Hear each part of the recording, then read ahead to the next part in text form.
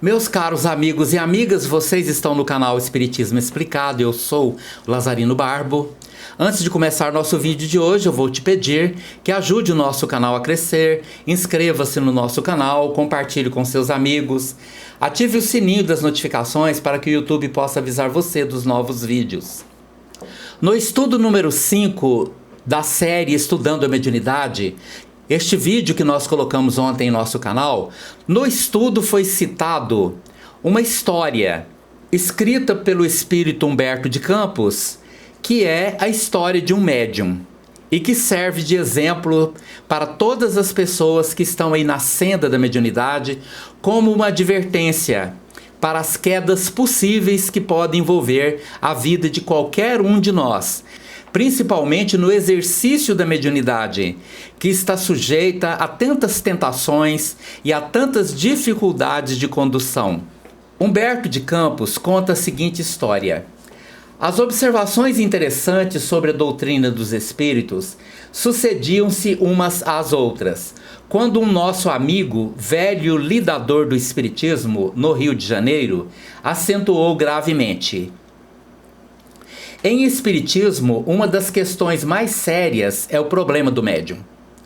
Sob que prisma? Indagou um dos circunstantes. Quanto ao da necessidade de sua própria edificação para vencer o meio. Para esclarecer a minha observação, continuou o nosso amigo, contar-lhe-ei a história de um companheiro dedicado que desencarnou há poucos anos, sob os efeitos de uma obsessão terrível e dolorosa. Todo o grupo, lembrando os hábitos antigos, como se ainda estacionássemos num ambiente terrestre, aguçou os ouvidos, colocando-se à escuta. Azarias Pacheco, começou o narrador, era um operário despreocupado e humilde do meu bairro, quando as forças do alto chamaram seu coração ao sacerdócio mediúnico. Moço e inteligente, trabalhava na administração dos serviços de uma oficina de concertos, ganhando honradamente a remuneração mensal de 400 mil réis. Em vista do seu espírito de compreensão geral da vida, o espiritismo e a mediunidade lhe abriram um campo de estudos, a cujas atividades se entregou sob a fascinação crescente e singular. Azarias dedicou-se amorosamente à sua tarefa e, nas horas de folga, atendia aos deveres mediúnicos com irrepreensível dedicação.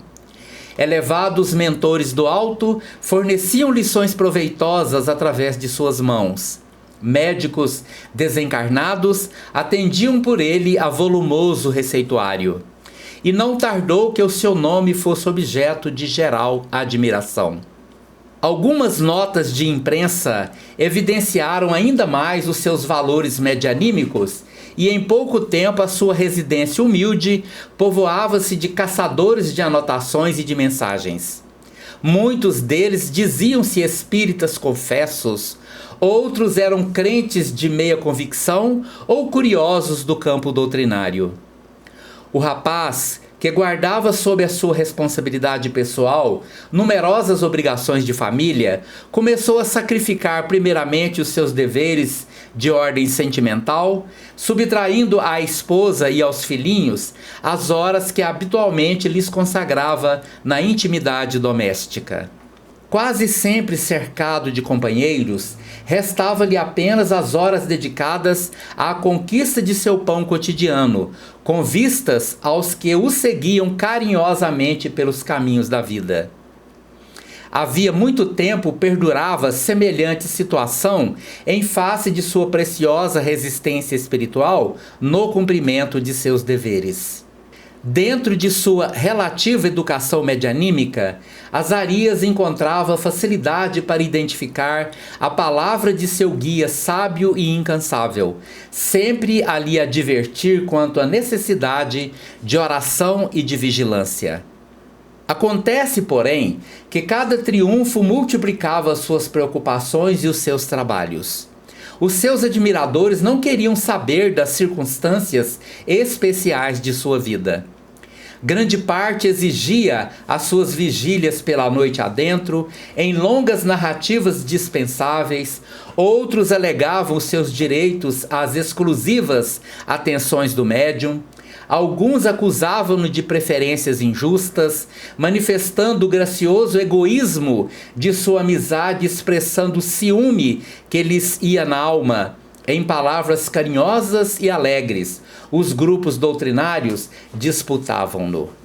Azarias verificou que a sua existência tomava um rumo diverso, mas os testemunhos de tantos afetos eram sumamente agradáveis ao seu coração. Sua fama corria sempre.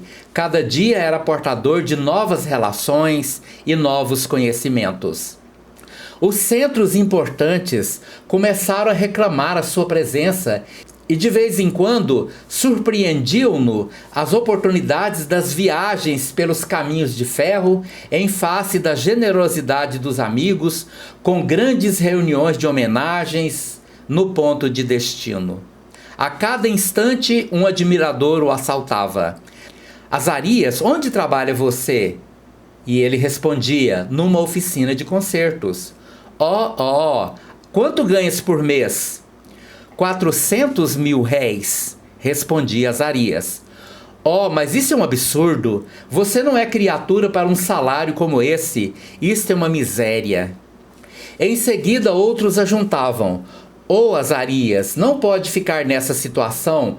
Precisamos arranjar-lhe coisa melhor no centro da cidade, com uma remuneração à altura de seus méritos, ou, então, poderemos tentar-lhe uma colocação no serviço público, onde encontrará mais possibilidades de tempo para dedicar-se à missão. O pobre médium, todavia, dentro de sua capacidade de resistência, respondia: ora, meus amigos, tudo está bem, cada qual tem na vida o que mereceu da providência divina. E, além de tudo, precisamos considerar que o espiritismo tem de ser propagado, antes do mais, pelos espíritos e não pelos homens. Azarias, contudo, se era médium, não deixava de ser humano. Requisitado pelas exigências dos companheiros, já nem pensava no lar e começava a assinalar na sua ficha de serviços faltas numerosas. A princípio, algumas raras dedicações começaram a defendê-lo na oficina, considerando que, aos olhos dos chefes, suas faltas eram sempre mais graves que as dos outros colegas, em virtude do renome que o cercava. Mas, um dia, foi ele chamado ao gabinete de seu diretor, que o despediu nesses termos: Azarias, infelizmente não me é possível conservá-lo aqui por mais tempo. Suas faltas no trabalho atingiram o máximo e a administração central resolveu eliminá-lo do quadro de nossos companheiros. O interpelado saiu com certo desapontamento, mas lembrou-se das numerosas promessas dos amigos. Naquele mesmo dia buscou providenciar para uma nova colocação, mas em cada tentativa encontrava sempre um dos seus admiradores e conhecidos que obtemperava: ora, Azarias, você precisa ter mais calma. Lembre-se de que sua mediunidade é um patrimônio de nossa doutrina. Sossega, homem de Deus. Volte à casa e nós todos saberemos ajudá-lo neste transe. Na mesma data ficou assentado que os amigos do médium se cotizariam entre si, de modo que ele viesse a perceber uma contribuição mensal de 600 mil réis, ficando desse modo habilitado a viver tão somente para a doutrina. Azarias, sob a inspiração de seus mentores espirituais, vacilava ante a medida, mas à frente de sua imaginação estavam os quadros do desemprego e das imperiosas necessidades da família. Embora a sua relutância íntima, aceitou o alvitre. Desde então, a sua casa foi o ponto de uma romaria interminável e sem precedentes. Dia e noite, seus consulentes estacionavam à porta. O médium buscava atender a todos como lhe era possível. As suas dificuldades, todavia, eram as mais prementes. Ao cabo de 6 meses, Todos os seus amigos haviam esquecido o sistema de cotas mensais. Desorientado e desvalido, Azarias recebeu os primeiros 10.000 réis que uma senhora lhe ofereceu após o receituário. No seu coração houve um toque de alarme, mas o seu organismo estava enfraquecido, a esposa e os filhos estavam repletos de necessidades. Era tarde para procurar, novamente, a fonte do trabalho. Sua residência era objeto de uma perseguição tenaz e implacável, e ele continuou recebendo. Os mais sérios distúrbios psíquicos o assaltaram. Penosos desequilíbrios íntimos lhe inquietavam o coração, mas o médium sentia-se obrigado a aceitar as injunções de quantos o procuravam levianamente. Espíritos enganadores aproveitaram-se de suas vacilações e encheram-lhe o campo mediúnico de aberrações e descontroles. Se as suas ações eram agora remuneradas, e se delas dependiam o pão dos seus, Azarias se sentia na obrigação de prometer alguma coisa, quando os espíritos não o fizessem. Procurado para a felicidade do dinheiro, ou êxito nos negócios ou nas atrações do amor do mundo, o médium prometia sempre as melhores realizações, em troca dos míseros 1.000 réis da consulta. Entregue a esse gênero de especulações, não mais pôde receber o pensamento dos seus protetores espirituais mais dedicados.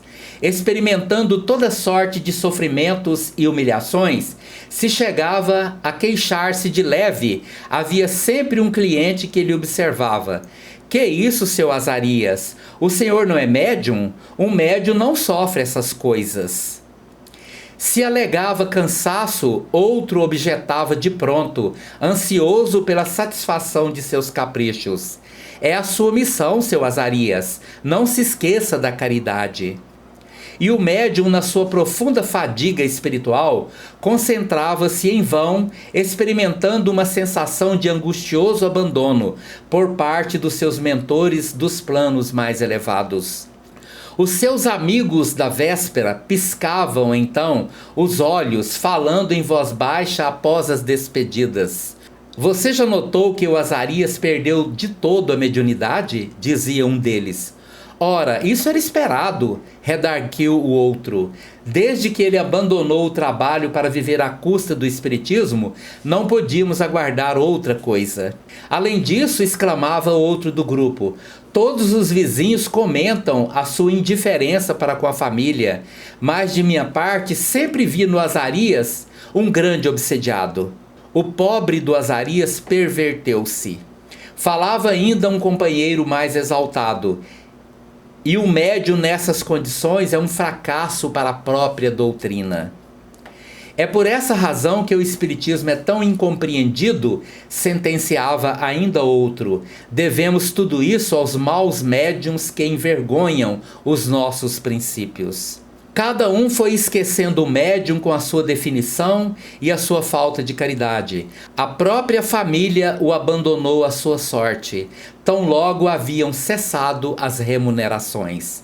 Escarnecido em seus afetos mais caros, Azarias tornou-se um revoltado. Essa circunstância foi a última porta para o livre ingresso das entidades perversas que se assenhoraram de sua vida. O pobre náufrago da mediunidade perambulou na crônica dos noticiários, rodeado de observações ingratas e de escandalosos apontamentos, até que um leito de hospital lhe concedeu a bênção da morte. O narrador estava visivelmente emocionado, rememorando as suas antigas lembranças. "Então quer dizer, meu amigo", observou um de nós, "que a perseguição da polícia ou a perseguição do padre não são os maiores inimigos da mediunidade." "De modo algum", replicou ele convicto. "O padre e a política podem até ser os portadores de grandes bens." E fixando em nós outros o seu olhar percussiente e calmo, rematou a sua história, sentenciando gravemente: "O maior inimigo dos médiuns está dentro de nossos próprios muros." Assim, meus prezados irmãos, eu não vou comentar essa história, porque ela é profundamente autoexplicativa.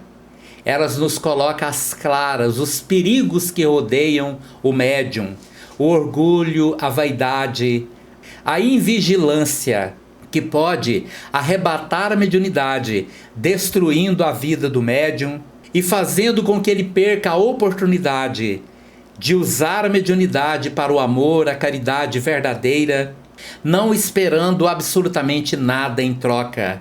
Dai de graça o que de graça recebestes. Esta é a premissa do Divino Mestre Jesus.